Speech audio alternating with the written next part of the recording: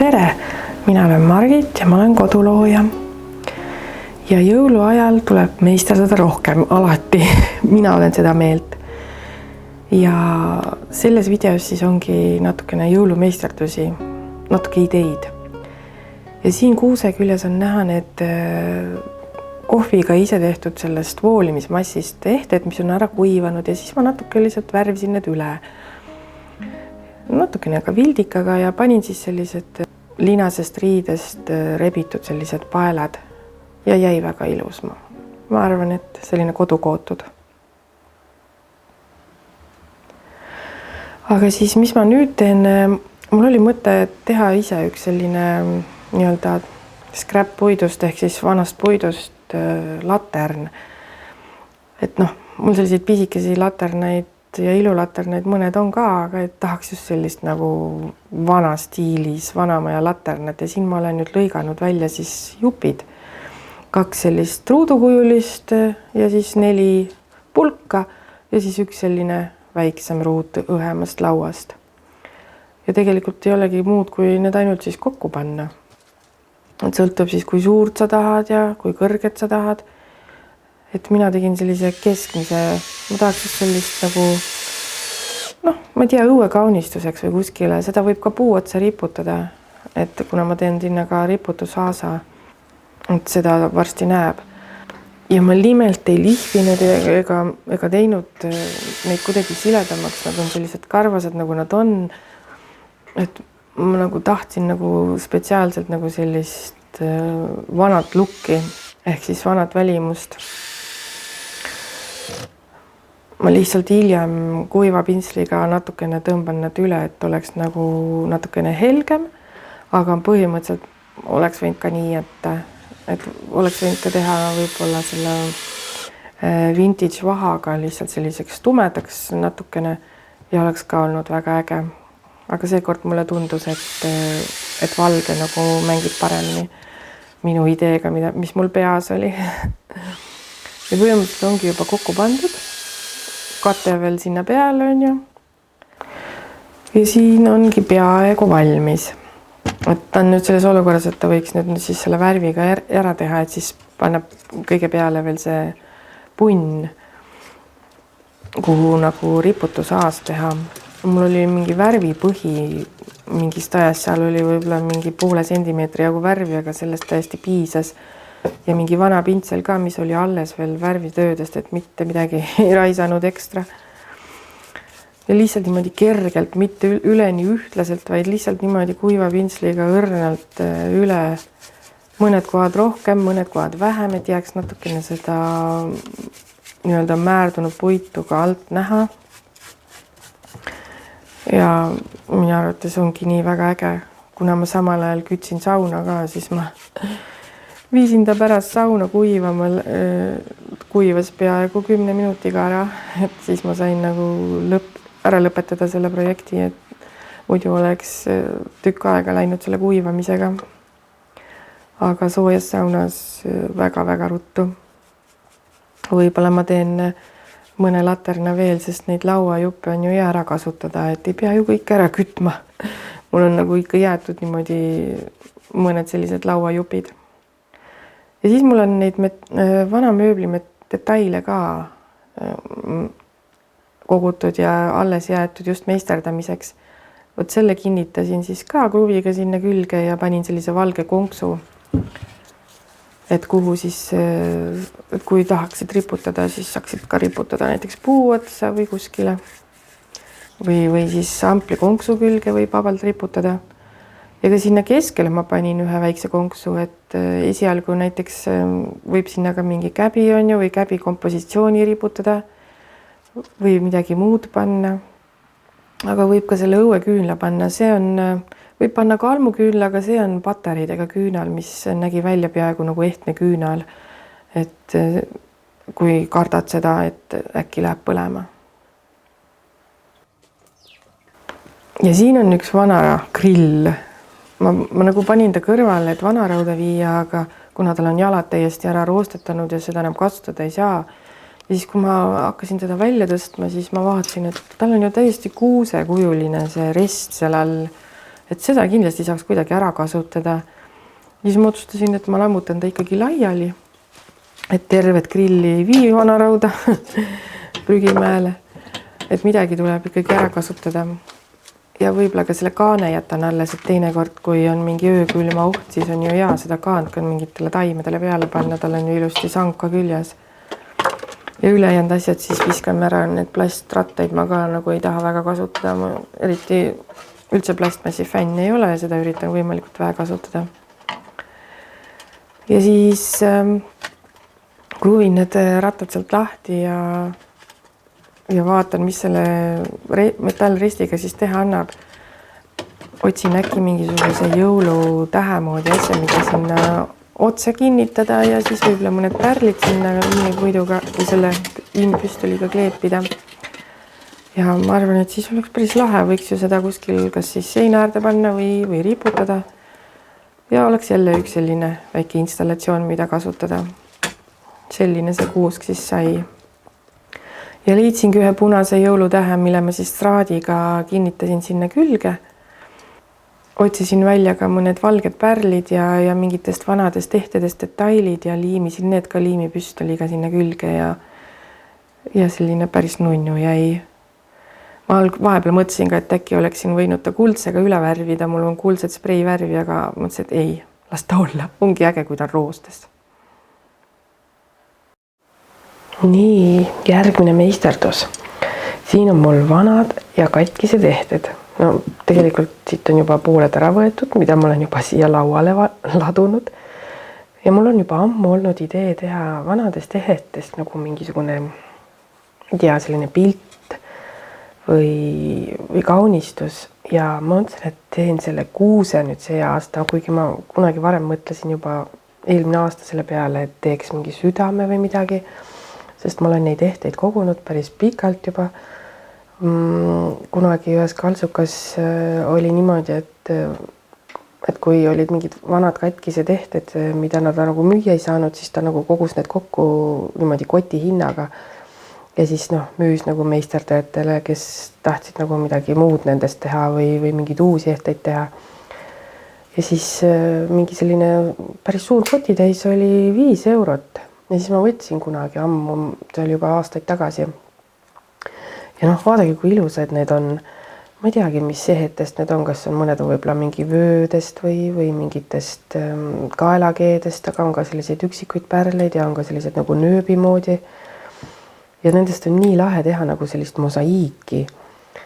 Ja siis ma mõtlesingi, et ma teen sellise nagu väga piduliku sellise kuuse pildi, et mul magamistoas ei olegi praegu ühtegi jõuluasja ja ma sinna väga ei taha ka mingit ilulilu panna, et võimalikult vähe oleks.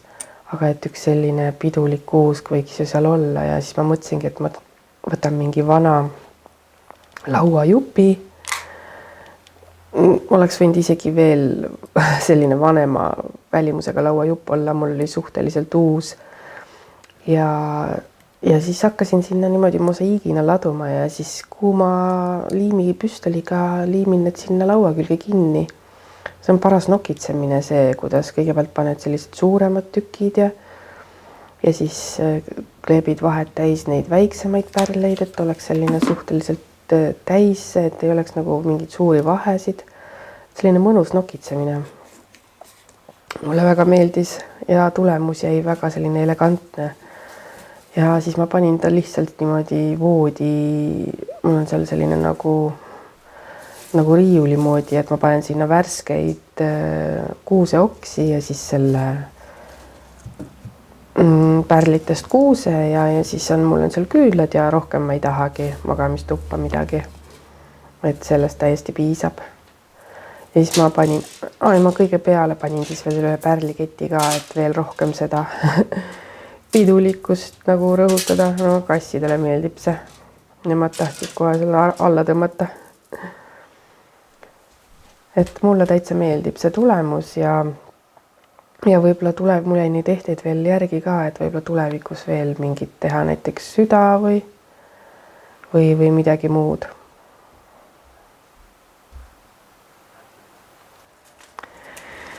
ja siis ühel hommikul läks mul, ma ei tea, enne 6 läks uni juba ära ja mul tuli nagu vastapandamatu soov teha mingit jõulumeisterdust ja just seda paberketti.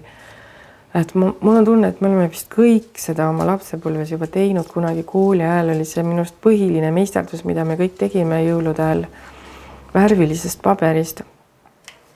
Ja ma ei tea, mul tuli hull soov seda jälle teha, ma ei olnud seda ikkagi väga-väga ammu teinud, mitukümmend aastat kindlasti.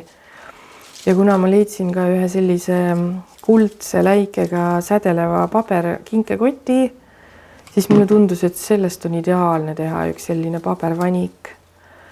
Lõikasin need jupid valmis ja siis ma mõtlesingi, et ma proovin, kui palju saab sellest ühest paberkotist. See oli umbes selline A4 suurune paberkott ja sai ikka päris pika sellise paarimeetrise vaniku teha. Et ma veel ei tea, kuhu ma selle panen, esialgu lihtsalt kuskile riiuli külge või ukse kohale, aga lihtsalt näpud sügelesid meisterdamise järgi ja jälle üks mõnus meisterdamine. Ja siis mul tuli mõte, et teha ka üks selline nagu jõulutäht jäätisepulkadest ja neid oli mul ka natukene järel mingitest projektidest ja kuna liimipüss oli juba kuum, siis mõtlesin, et liimin korraga selle kokku. Et see on nüüd täiesti silma järgi tehtud, et tegelikult oleks võinud teha nagu mõõta üle, et kõik vahed jääksid võrdsed, et siis ei jää nagu ükski täht nagu teisest kitsam ega laiem, mis ma sinna hiljem juurde panen. Aga käsitöö, seal on eksimised lubatud. Kui see looming tuleb peale, siis ei ole aega mingit joonlauda välja võtta alati, vaid tahad teha nii, nagu tuleb ja siis tulebki nii, nagu tuleb. Ja siis need teise ringi jäätisepulgad siis igasse vahesse selline nurk teha nagu kolmnurk ja tulebki selline jõulutäht. Sinna võid ka näiteks mingid roosmariini oksi või kuuseoksi ka liimiga külge peale kleepida, et jääks selline okkaline jõulutäht, aga mina jätsin ta hetkel sellisena ja lihtsalt panin talle hiljem paela külge, et saaks teda riputada, nii et ei hakanud nagu üle pingutama. Aga kindlasti neid jõulumeisterdumisi on mul plaanis ka mõnes videos veel näidata ja kindlasti võite vaadata ka minu eelmise aasta jõulumeisterduste videosid. Ma võin need siia video alla linkida, et oleks kergem otsida. Et kui sul on ideid vaja, et mida oma kodus teha või mida kingituseks teha, siis võid vaadata ka neid eelmisi videosid. Ja ma plaanin ka teha ühe selle aasta jõulukingituste teemalise video ka millalgi. Nii et detsembrit veel meil on paar nädalat, nii et jõuab veel teha.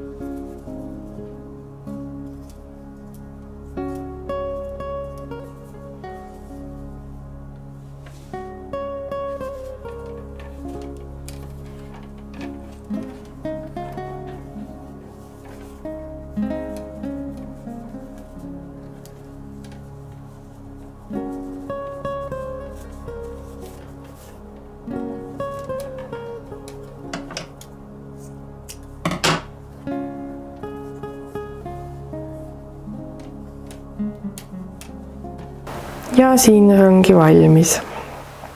Ja siis ma tegin nendest linastest ribadest ka mõned sellised lehvikud või lipsud või kuidas on parem öelda. Sellised nagu karvased ja rebitud nende kangaribadest. Ja siis selliseid võid ju kleepida ükskõik kuhu, näiteks selle lillepoti külge või sest see liimipüssiga kleevitud see lips tuleb väga kergesti hiljem maha, kui sa ei taha näiteks seda enam sinna. See ei jäta ka mingit plekki ega midagi ja see tuleb kõik väga ilusti lahti. Et võid panna kuskile pildiraami külge või või ukse külge, et võid kaunistada niimoodi. Ja seda lipsu on väga lihtne teha, lihtsalt paned niimoodi näppude vahele. 4 näppu ja siis 2 näppu üheks lipsuks ja 2 näppu teiseks ja siis niimoodi, kui pikk sul kangas on, teed 8 ja siis nende ülejäänud otstega seod kokku ja ongi lehvik valmis, siis lihtsalt natukene on vaja kohendada ja neid natukene laiali sättida, et oleks selline kohevam. Ja tuleb väga ilus, võib kasutada ka mitu erinevat kangast, et kui sa tahad sellist kirjut lehvikut, aga ka ühevärvilisega on väga ilus. Et selliseid lehvikuid on hea kasutada ka kingituste pakkimisel, et lihtsalt lisad selle hiljem, seod paelaga kokku ja siis lisad selle lehviku hiljem sinna juurde, on ka väga armas.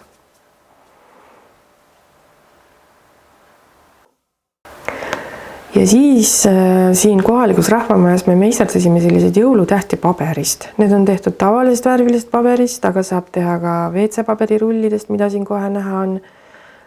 Sellised, need võib ka üle värvida hiljem košviga või spreivärviga, aga saab teha ka vanadest raamatutest, nagu ma ka kodus hiljem tegin. Ja siin siis Maari rahvamajast näitab, kuidas tema seda teeb. Murrad. Enam-vähem niimoodi kokku. Mina murran siit selle, siis ta jääb sirge. Ma teen selle siit liimiseks.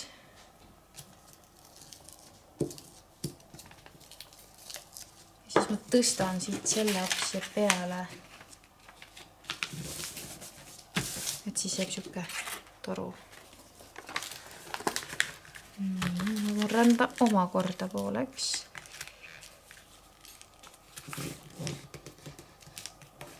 Ja siis ma liimin selle osa kokku. Ja siis neid teen kokku 12 tükki. Võib vähem teha, võib rohkem teha. Nii, ja siis sa võtad selle. Neid šabloone saab igalt poolt võtta.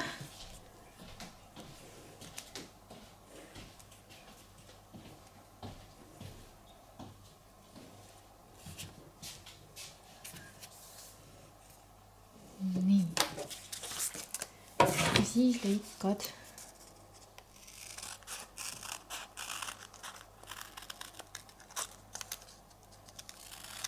välja. Ja nii siis kõik jälle 12 tükki.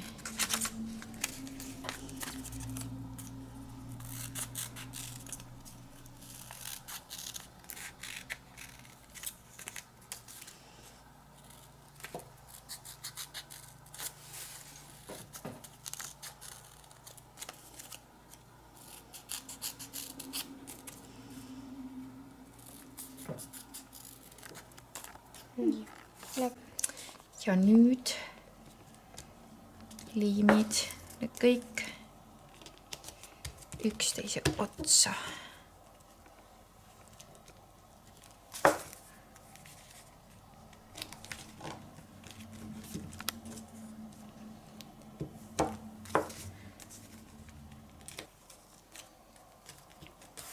Nüüd siis see kõige põnevam koht. Ma teen selle siit ka veel liimiseks.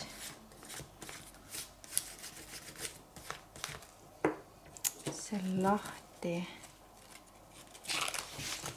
arutamine näed. Kohe on praaki näha, kust ei ole ilusti. Liim ei ole kinni võtnud. Nii. No siis tuleb siuke täheke. Ühe poolt siis siuke. Aga siis tuleb teda nagu vormida ka natukene, et võib ka 10 teha, 10 seda ja 8 võib ka, siis ta lihtsalt jääb rohkem lahti, praegu jääb vaata tihedam. Tihedam oli nagu ilusam. Ja mina tegin siis kodus veel järgi, kuna mul on vanu raamatuid, siis lihtsalt rebisin lehti välja ja tegin sellisega, neid võib teha ükskõik millise mustriga. Ja video lõpetuseks siis üks mandariini vanik. See on ka jälle väga äge meisterdus, sest jõuluajal ju süüakse alati palju mandariini ja ja noh, miks mitte ka apelsini või sidunikoortest teha. Kui tahad sellist värvilist, siis paned veel sidunikoortega vaheldumisi. Aga ma tegin ainult mandariinikoortega ja tuleb väga äge. Tegelikult on ju ka pomelokoor olemas, aga see vist on liiga paks. Ma ei tea, kas sellega saab teha, ma pole proovinud. Ja see ka ei lõhna nii hästi. Aga mulle meeldib just see, et see mandariinikoorte oma lõhnab. Ja lihtsalt traadi otsa ajad sellised väiksed tükid, ükskõik kui suured nad on. Mõned suuremad, mõned väiksemad, siis ongi huvitavam, kui nad on nagu erineva suurusega, siis jääb selline 3-mõõtmeline. Ja siis teed nii suure pärja, kui tahad. Noh, minul tuli selline väike nunnu, mida ukse külge panna, aga sa võid teha ka suurema. Ja panna sinna veel mingid lehvikuid ja asju, näiteks ka mingi käbi sinna või midagi veel sinna rippuma, näiteks kuivatatud apelsiini või kuivatatud mandariini viilu sinna veel niimoodi keskele rippuma. On ka väga armas. Ja traadiga kinni ja siis, kui traadi otsad jätad natuke pikemad, et sa saaksid ka kohe selle aasa sinna teha, et millega sa riputad seda hiljem. Ja siis ma otsisin veel mingid paelajääke, mis mul olid, mis sobisid selle värviga, et ma mõtlesin, et panen just kollased, siis seal oli erinevaid kollaseid paelajuppe mul kingitustest järgi jäänud. Ja tegin ka jälle sellise lehviku sinna otsa ja minust jäi väga armas. Ja riputasin ukse peale. Sinna peale võid veel eeterliku õli panna, kui soovid, et veel rohkem lõhnaks, aga ta lõhnab niigi hästi. Nii et seekord see videot sai nüüd siis selline tore, et vaatasid ja tänan, kui jagad ja likeid ja kommenteerid. Ja kohtume siis juba järgmisel korral.